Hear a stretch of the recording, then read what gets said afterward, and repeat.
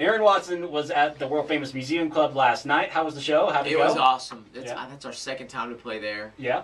The fans are great. Definitely. It's a cool venue. It really is, huh? Hey, I guess last night somebody said something about a Salisbury steak. Yeah. Yeah. I had a bearded man Uh-huh. describe me as a Salisbury steak. Really? I don't really want to talk about it. Is that something you take as a compliment? I'm just wondering. I don't know. I'm pretty sure I messed up the next 3 or 4 songs after that. Kept thinking about that, huh? If someone's going to describe you as a steak, I think it's a compliment. Yeah. But a Salisbury steak, that's like the ghetto steak. That's the lowest of all steaks. That's like, I don't even know that it's steak. It's like, it's all the leftover meat, and they pack it together, and they have to put a sauce on it because it tastes so bad. Now prime rib or something like that, that'd be different, right? Yeah, I just don't know that I really like a bearded man describing me as a It's a piece steak. of It's a piece of meat. As any type of steak. Actually, we had this discussion about, we're putting out this new record Yeah. in February. February 17th is when The Underdog comes out. And we're spending a ton of money on the business side. And we were meeting with our accountant, our CPA, at the house. And we're discussing all the business side of things. And she said, well, now I'd like to discuss kind of the personal side. It just kind of seems like we've been spending a lot of money on the personal side. And if we're going to be spending a lot of money on the business side, we probably need to tone it back a little bit because we've been spending a lot. And I look at my wife, and she looks at me and she goes, oopsie. Oopsie? I said, oopsie. Oopsie. So like, oh, you just accidentally spent all our money. Oopsie. So it's funny. I said, hey, we're going to have to tone it back a little bit. I said, but, let's let Chris. She goes, well, can we at least wait till after Vegas? So I think that's a sign. A sign. That she's planning on shopping. Shopping. She's going to have some fun is what she's going to do. It's the holiday time. Yeah. It is. Yeah. Holidays in Vegas? I'm going to give her $20 and say, go hit those tables. Yeah. And then whatever you win is what you can go shop with. There you go. Spend your money. So you said the new album coming out in February 17th, and it's called The Underdog? The Underdog. Yep. Nice. It's our 12th album. 12th album. And do you have a favorite song on the new album? I don't know. No, not yet. I'm that guy that likes more of like the songwriter kind of songs. Okay. So I'd lean towards those kind of songs. But I wrote 12 of the 14 songs. Nice. I love writing songs, and so we're excited, with that look.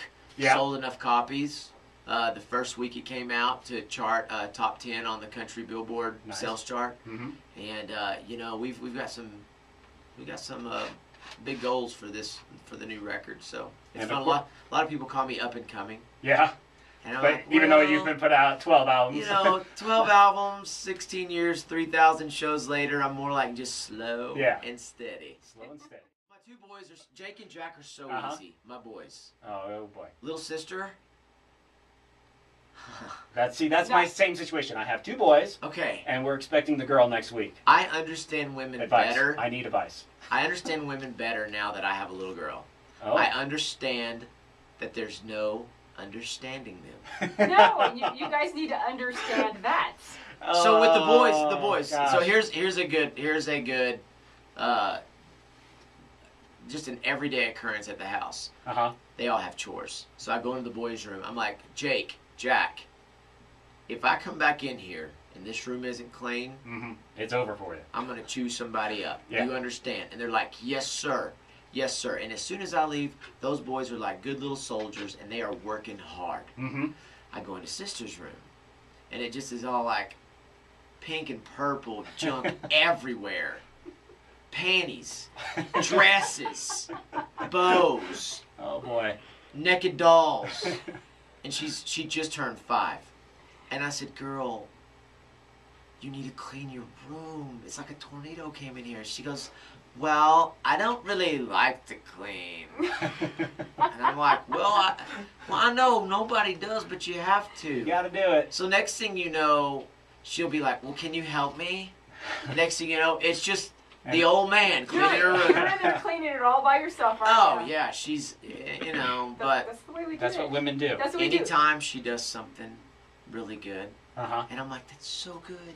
You are so sweet. She'll be like, Are you gonna take me to Target?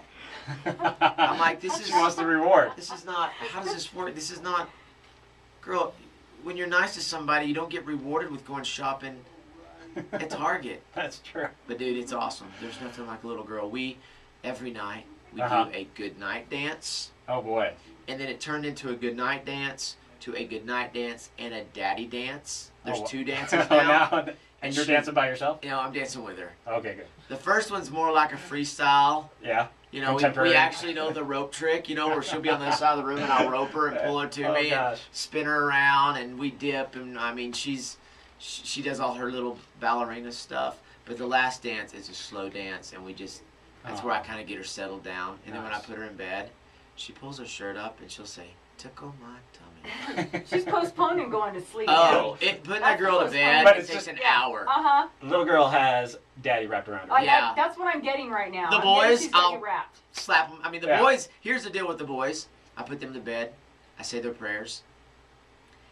And then I get back and I just wait and I let it get real quiet. And they know it's fixing to happen. They know it's fixing to happen. It's dead quiet, pitch black, and I wait and they start giggling. And they don't know which one I'm fixing to pounce on. Oh, yeah. But then I pounce on them. And I mean, it gets ugly. I mean, I'm biting ears. and next thing you know, they're dogpiling me. My kids know all these songs already. I either write them on the back porch, the kitchen table, or out at our ranch. So, you know, they know the songs before the rest of the world knows the songs. And my little girl, every time she gets in my truck, she'll say, "Dad, I want to hear song number 5. And I'll be like, "Okay." And we listen to 5. And then she'll just say, once it ends, she'll go, "Again." Again. Repeat. And this goes on for forever.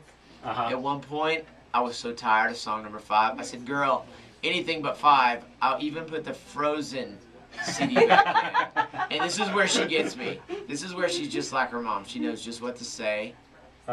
She says, and this is where I have her rap, where she wraps me around her finger. She said, "But I don't want to listen to the Frozen CD. I like my daddy's songs." Oh, how and that's where I was like, all right, we're going straight to Target. When she gets that look in her eyes, when she gets